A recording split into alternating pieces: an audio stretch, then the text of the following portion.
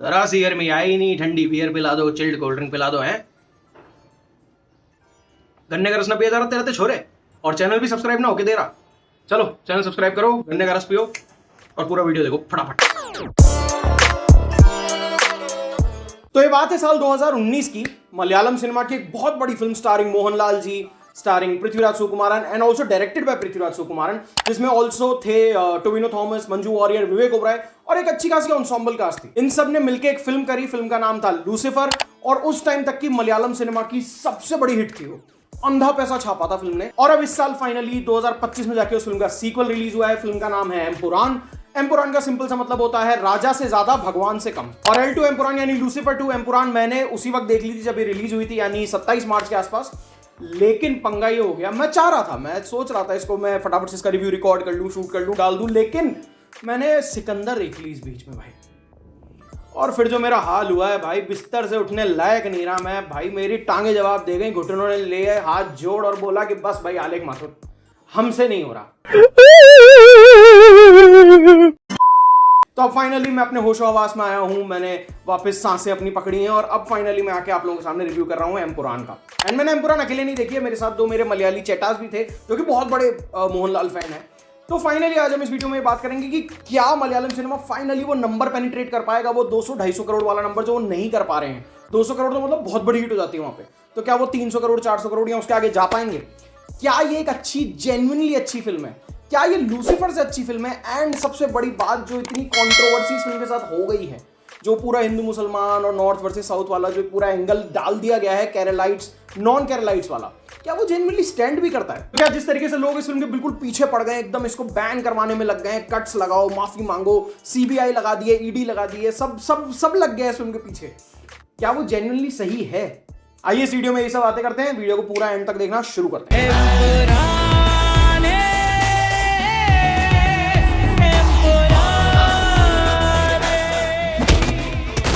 ठीक है, तो सबसे पहले फिल्म के प्लॉट की बात कर लेते हैं। अब प्लॉट एक्चुअली दो हिस्सों में बटा हुआ है।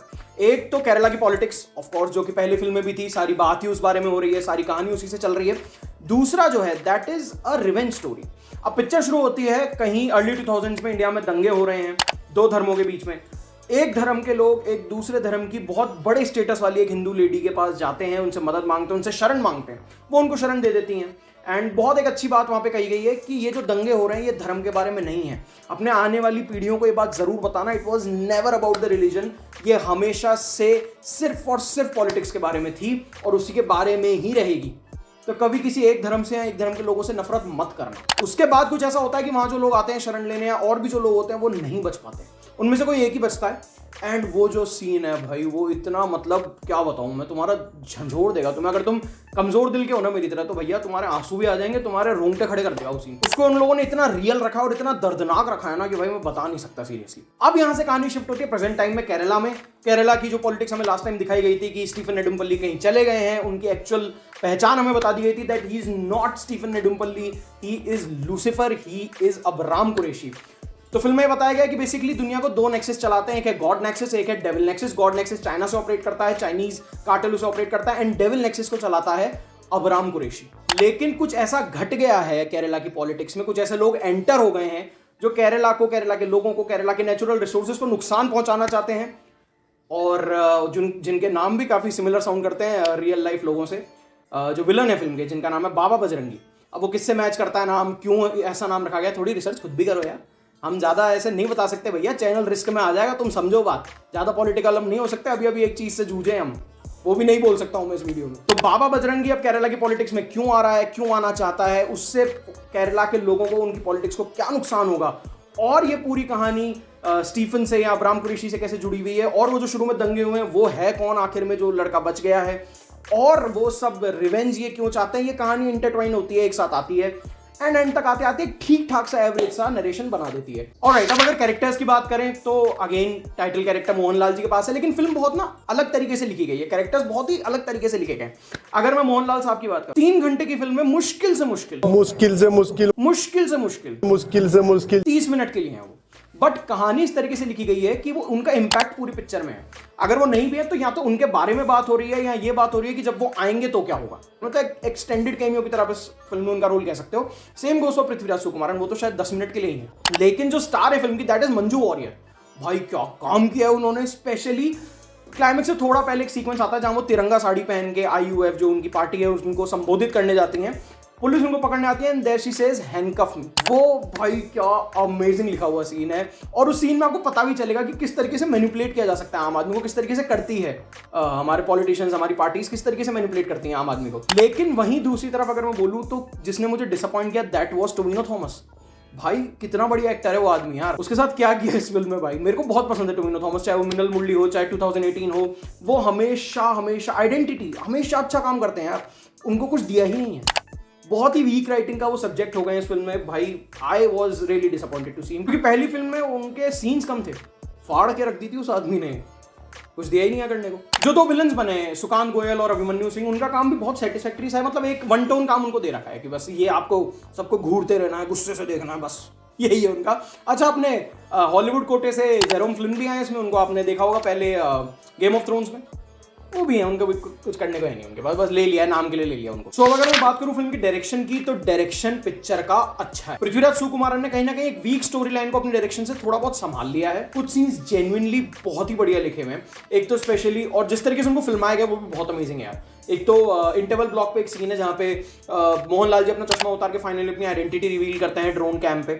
बहुत बढ़िया स्टेजिंग है इस सीक्वेंस की। जंगल फाइट सीक्वेंस है भाई, वहां तो सब गॉड मोड में ही चले गए भाई उस सीन में। तो मोहनलाल जी की वो आंखें, वो मोकोबॉट शॉट्स, वो एक्शन कोरियोग्राफी, वो पूरा फायर को, मतलब पूरा सीन स्टेज किया गया ना, वहां तो सब गॉड मोड में थे। बट जो फिल्म का एक्चुअल हीरो है that is the production value. भाई क्या सेट लगाए हैं, क्या खर्चा किया भाई, पूरी पिक्चर में दिख रहा है। मतलब नॉर्मली तो कोई चीज हो ही नहीं रही। जैसे एक सीन में मोहनलाल जी किसी को कॉल करते हैं कि आजा तेरा बदला पूरा करना है, तो वो जो सामने वाला बंदा है वो कहीं भी फोन उठा सकता था, वो सोते सोते, खाते खाते, बैठे हुए, चलते हुए, कुछ भी हो सकता था। लेकिन नहीं, ये है एम्पुरान, तो यहाँ पे होगा बड़े खर्चे होंगे। तो 10-12 सफारियां जा रही हैं, 4-5 हेलीकॉप्टर उड़ रहे हैं, और उनके बीच में वो बंदा एक रेगिस्तान के टीले पे खड़ा हुआ फोन उठाता है कि हाँ ठीक है आ रहा हूँ। नॉर्मली बात हो ही नहीं रही भाई, अंधा पैसा है, खूब उड़ाओ। पहली पिक्चर ने जम के कमा के दिया है, इस पिक्चर में जम के लगाएंगे। देखो मलयालम फिल्मों का ना एक तरीका होता है कहानी कहने का, फर्स्ट हाफ स्लो चलेगा, आप कभी भी देख लेना, वो बिल्ड करते हैं कहानी को, चाहे दृश्यम हो, चाहे मिनल मुरली हो, चाहे किष्किंधा कांडम हो, चाहे अभी रिसेंटली मैंने वो देखी थी सूक्ष्मदर्शनी हो। उनका वो तरीका होता है कि पहले हाफ में हम कहानी को बिल्ड करेंगे, सेकंड हाफ में फिर हम एक के बाद एक ट्विस्ट डाल के आपको दिमाग घुमा देंगे तुम्हारा। यहाँ पे भी वही हुआ। इंटरवल पे आई वाज लाइक यार सही स्टेज सेट हो गई। मेरे साथ जो तो मैंने बताया मलयाली चेटास गए थे, मलयाली फ्रेंड्स गए थे, उन्होंने भी ये बताया कि हाँ यार स्टोरी तो बढ़िया सेट हो गई, अब सेकंड हाफ फटना चाहिए, तो वो नहीं हुआ। सबसे बड़ी फिल्म के साथ जो प्रॉब्लम लगी वो मुझे यही लगी कि सेकंड हाफ फटा नहीं है, वही फिल्म की कमी रह गई। और मेरे साथ जो मेरे मलयाली फ्रेंड्स हैं जिनकी मैं बात कर रहा हूँ, मोहनलाल के बहुत बड़े फैंस हैं, उनको भी कहीं ना कहीं कमी लगी। ऐसा नहीं कि फैन सर्विस में आप खुश हो जाओ, नहीं, उनको भी कहीं ना कहीं लगा कि हाँ यार गड़बड़ तो हो गई पिक्चर में, पिक्चर उस लेवल की नहीं गई जो पार्ट 1 था। एंड यही प्रॉब्लम मुझे बहुत ज्यादा आखिरी फिल्म की लेंथ से भी, 3 घंटे की पिक्चर बना दी यार आपने। पार्ट 1 में वो चीज जस्टिफाई हो जाती क्योंकि चीजें इतनी सारी थी, यहाँ पे नहीं हो पाई वो चीज जस्टिफाई। इतना स्लोमो भाई, मोहनलाल जी चल रहे हैं तो स्लोमो, मोहनलाल जी हिल रहे हैं तो स्लोमो, फोन उठा रहे हैं तो स्लोमो, बात कर रहे हैं तो स्लोमो। अरे बस भाई बस कर जाओ यार, क्या कर रहे हो, कहीं तो लिमिट डालो ना यार, कहीं तो रुक जाओ। तो अगर बात करें कंट्रोवर्सी की, तो देखो ज्यादा डीप तो मैं जाऊंगा नहीं, क्योंकि देखो हम हैं डरे हुए लोग, हम जो है थोड़ा सा घबरा चुके हैं। जो हमारे साथ पिछले दिनों में इंसिडेंट हुए, गौतम सर ने तो मुझे खास करके बोला है कि कोई ऐसी अनडिसेंट हरकत अब दोबारा नहीं होगी चैनल पे, तो I will be light on it. तो कुछ लोगों के नाम ले दिए गए हैं, जो विलन है उनके नाम तो बहुत ज्यादा ही मिलते जुलते हैं। एंड जिस तरीके से उस चीज को दिखाया गया, कुछ जगह मुझे भी गड़बड़ लगी कि हाँ यार एक सिलेक्टिवनेस मुझे दिखी एक पर्टिकुलर धर्म के लिए, जो कि गलत मुझे कहीं ना कहीं लगा। एक रिलीजन को आप टारगेट करते हुए मुझे दिखे पिक्चर में। ऑल्दो आपने एक बहुत ही स्मार्टली एक चीज शुरू में डाल दी, स्मार्टली, एंड काफी सही भी लगी मुझे वो चीज कि यार it is never about the religion, ये सिर्फ और सिर्फ पॉलिटिक्स है। ये चीज आपने शुरू में डाल दी विच इज गुड, लेकिन बार बार फिल्म में ऐसा दिखता रहा, मुझे ऐसी चीजें होती रही जहां मुझे ऐसा लगा कि यार कहीं ना कहीं हाँ एक वो सिलेक्टिवनेस तो है, लेकिन इतना उसको out of the proportion blue कर दिया जाएगा ये मुझे नहीं पता था, क्योंकि बहुत ज्यादा ही हो गया है और वो चीज जस्टिफाइड भी नहीं है सही में। बहुत ज्यादा, मतलब मेकर्स से आपने पब्लिकली अपोलोजाइज करा लिया, मोहनलाल जी ने भी अपोलोजाइज किया है, फिल्म पे 17 कट्स लग गए हैं, सीबीआई बैठ गई है, इनकम टैक्स के छापे वापे लग गए हैं, उन लोग क्या क्या हो गया उन लोगों के साथ, बेचारों के साथ, जस्ट इसलिए क्योंकि उन्होंने एक फिल्म बना दी। तो ये मुझे कहीं ना कहीं चीज गलत लगी। आप अपोलोजाइज तक ठीक है, पर फिल्म को रीसेंसर करना, उसमें और कट्स डालना, उस पर इतनी बवाल काट देना मुझे कहीं ना कहीं सही नहीं लगता। वो मुझे चीज़ जस्टिफाइड नहीं लगी। अदरवाइज हाँ, कंट्रोवर्शियल चीज़ें हैं पिक्चर में, कुछ ऐसी चीज़ें हैं फिल्म में जो मुझे देखते वक्त ही लग गया था कि इन पे तो भैया कंट्रोवर्सी होगी। लेकिन फिर ये भी तो एक फैक्ट ही है ना कि पिक्चर अंधा पैसा छाप रही है। अब कंट्रोवर्सी की वजह से या कैसे भी, लेकिन भाई पिक्चर कहीं रुकती नहीं दिख रही। 300 करोड़ ऑलरेडी क्रॉस हो चुके हैं। सो अगर फाइनल वर्डिक्ट की बात करूं तो मैं ये कहूंगा कि हाँ ठीक है, आप इसको ओटीटी के लिए वेट कर सकते हो। It's not theatre material, it is just above average for me. कोई बहुत ग्रेट नहीं बन पाई, क्योंकि कहीं ना कहीं कुछ सीन्स में आपको लगता है कि हाँ यार अब मजा आएगा भाई, अब फटेगी पिक्चर, लेकिन फिल्म कहीं ना कहीं खुद को होल्ड बैक कर लेती है। तो पार्ट 3 इसका आएगा, L3 द बिगिनिंग, जिसको एंड में इन्होंने टीज भी कर दिया है। सो मैं अभी यही कहूँगा फिलहाल कि मुझे फिल्म ओकेश लगी है, बहुत अमेजिंग नहीं लगी, लेकिन बुरी तो नहीं है फिल्म कहीं से भी। जो इसके पीछे पड़ गए ना कि इट्स अ बैड फिल्म, बुरी फिल्म है, नहीं, बुरी फिल्म तो ये कहीं से भी नहीं है। मैं इस फिल्म को दूंगा 3 स्टार्स। मेरी एक्सपेक्टेशन ज़्यादा थी, शायद इसलिए मैं थोड़ा सा निराश हुआ by the end of it, लेकिन ओवरऑल फर्स्ट पार्ट के मुकाबले फिल्म हल्की रह गई। तो मेरे हिसाब से 3 स्टार सही है इस फिल्म के लिए। और अब अगर आप वीडियो में यहाँ तक आ चुके हो तो यानी आपको वीडियो पसंद आया है, तो वीडियो को लाइक कर देना, शेयर करना, बढ़िया बढ़िया कमेंट करो यार। कमेंट में क्यों हम इतना हल्के रह रहे हैं, कमेंट करो बढ़िया बढ़िया ज़रा, और चैनल को सब्सक्राइब कर लो अगर सब्सक्राइब नहीं किया है। Thank you so much. जय श्री राम, वंदे मातरम।